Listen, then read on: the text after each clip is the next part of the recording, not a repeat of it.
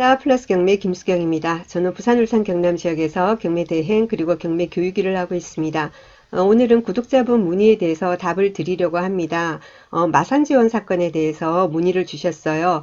구독션 보시나 봐요. 이분도. 구독션 상에는 대학력 있는 임차인이라고 나와 있지만 저는 대학력이 없을 수도 있지 않나 라는 생각이 듭니다. 그런데 확신은 없습니다. 그랬어요.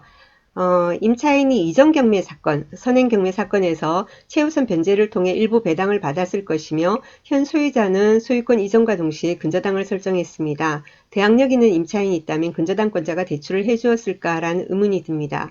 제가 추정하기에는 임차인은 배당받는 금액에 조금 더해서 현 소유자와 다시 임대차 계약을 한 것으로 보입니다. 대학력의 요건인 전입과 인도를 하고 있지만 이 경우에도 대학력이 있는지 궁금합니다. 또 한 가지는 대학력이 없다면 임차인은 배당 요구를 하지 않았기에 보증금에서 한 푼도 못 받고 집을 비워줘야 되는 건지도 궁금합니다. 왜 배당 요구를 하지 않았을까요? 라고 했습니다. 자, 사건을 같이 한번 봅시다. 사건을 보는데요. 경매가 그 전 경매 임차인이 지금 또 현 소유주하고 또 얽혀 있는 그런 사건이거든요. 그래서 전 경매부터 한번 볼게요. 전 경매가 그 전에 2009년도 2월 25일 날 소유권 이전된 이 사건에 되었는데 그 동일한 날짜 2009년 2월 25일 날 동일한 날짜에 우리은행에서 근저당을 설정했습니다. 그 뒤에 역시 우리은행 근저당 추가 근저당이 있고요. 가압류 있고 그리고 우리은행에서 임의 경매가 들어오고 그 다음 가압류가 있고 또 개인 근저당도 들어와 있고 이렇게 중복으로 경매에 들어와 있고 하지만 2009년 2월 25일 우리은행의 근저당이 말소기준 등기이며 이 아래로는 다 소멸이 됩니다. 자, 말소기준 등기는 2009년 2월 25일입니다.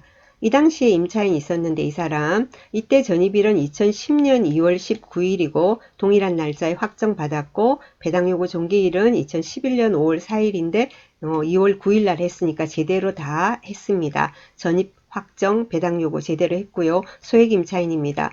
물론 날짜로 보면은 대학력은 없죠. 말소기준 등기가 2009년인데 본인의 전입일은 2010년이니까 대학력은 없지만 그저 전입 확정 배당 요구 다 해서 소액 임차인 최우선 변제를 받았던 임차인입니다.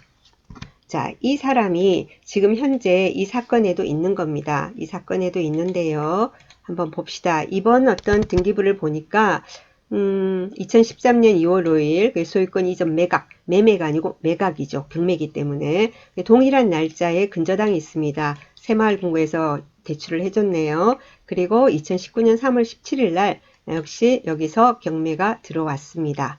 자, 그런데 임차인 현황을 보면은 그 전 임차인이 그대로 있는 겁니다. 2010년 2월 19일. 그죠? 아까도 그랬죠. 근데 이번에는 확정도 미상이고 배당 요구일도 없어요.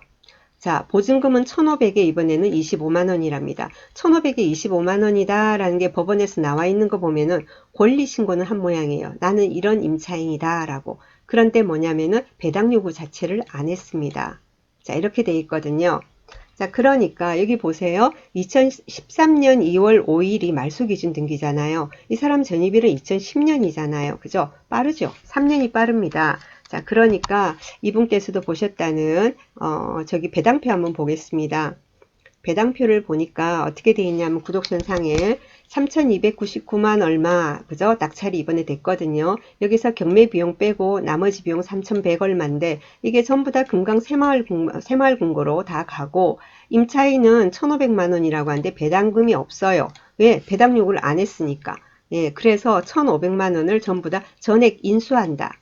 이런 식으로 지금 나와 있기 때문에 여기에서 이분께서 이제 의문점을 가지신 겁니다.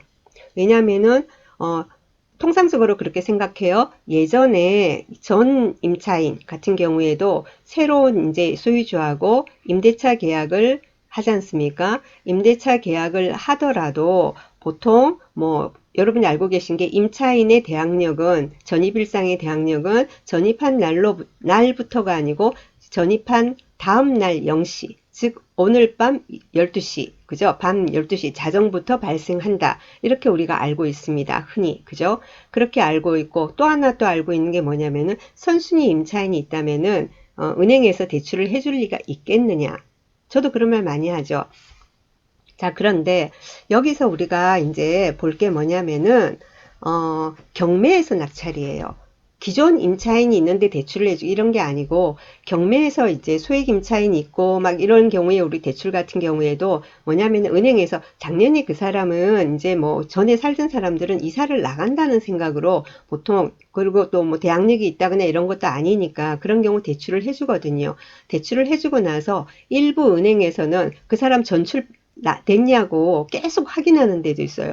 왜 전출이 아직 안 되고 있냐고 전출하고 나서 그 증빙 자료를 전출되고 나서 전입된 세대가 없는 거를 제출을 해달라 막 이렇게 막 해요. 굉장히. 그런데 보통 그런 걸 확인 안 하는 데도 상당히 많이 있거든요. 그런 경우 이런 문제가 생기는데 저 같은 경우에는 항상 저희 의뢰인들 예를 들면은 전에 살던 소유주나 임차인하고 이렇게 재계약을 하게 될 때 저는 잠시 전출했다가 다시 들어오라고 그럽니다. 이런 문제 때문에 다시 재계약하는 거 좋다. 재계약하는 게 좋은데 뭐냐면은 우리가 잔금 칠 때 있지 않습니까? 예, 그 잔금 소유권 이전 촉탁하면 잔금일 날 소유권 이전 촉탁하고 근저당 설정하고 다 하잖아요. 그때 앞뒤로 며칠 해가지고는 전출을 했다가 다시 전입을 하라고 합니다. 일단 전출을 하면 대항력을 상실하는 거기 때문에 그렇게 해야지 이런 일이 없기 때문에 자, 왜 이렇게 막 꼬이냐면은 설명을 드리겠습니다. 아까 통상적으로 임차인은 전입일로부터 그날이 아니고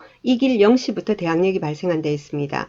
그런데 이런 경우에 여러분이 낙찰을 받고 갔는데 전에 살던 사람 소유주든 임차인이건 간에 뭐라고 하냐면은 계약을 합시다 그래요. 그럼 여러분은 무조건 계약하자니까 좋다고 막 계약을 합니다. 일단 계약이라는 요식행위는 했습니다. 했는데 그 사람이 그런데 그 대항력은 그 즉시 발생할 수는 없어요. 왜냐하면은 계약할 당시에는 나는 아직 잔금을 치르지 않았기 때문에 나는 소유주가 아니에요.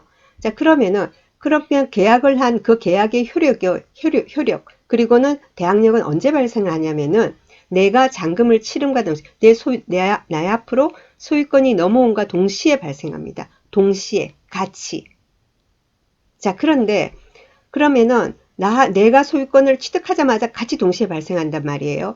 근데 근저당은 어떻게 되냐면은 소유권 아래예요. 소유권 아래입니다. 자, 그렇게 됐을 경우에 이 임차인 같은 경우에 뭐냐면은 뭐 어떻게 되죠? 선순위, 대항력이 있는 임차인이 될 수 있는 겁니다. 물론 이 사건에서 이 임차인이 현재 소유주 이 사람하고 언제 계약을 어떤 식으로 했는지는 저는 잘 모르겠어요. 하지만 그럴 가능성이 충분히 있다라는 겁니다. 예, 이렇게 되면 이거는 뭐죠? 선순위 임차인이 되고 이 사람이 배당 요구를 안 했기 때문에 보증금 1,500만 원 권리 신고했잖아요. 그건 낙찰받은 사람이 인수를 해야 되는 상황이 되는 겁니다.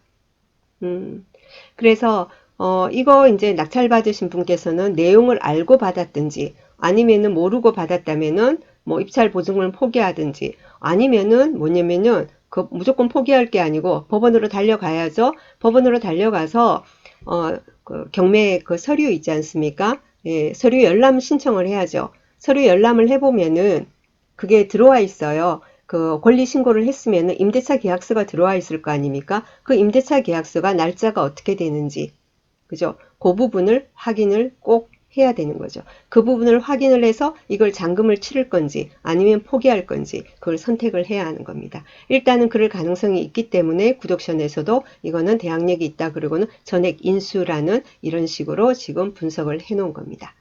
자, 이해가 되셨는지 모르겠습니다.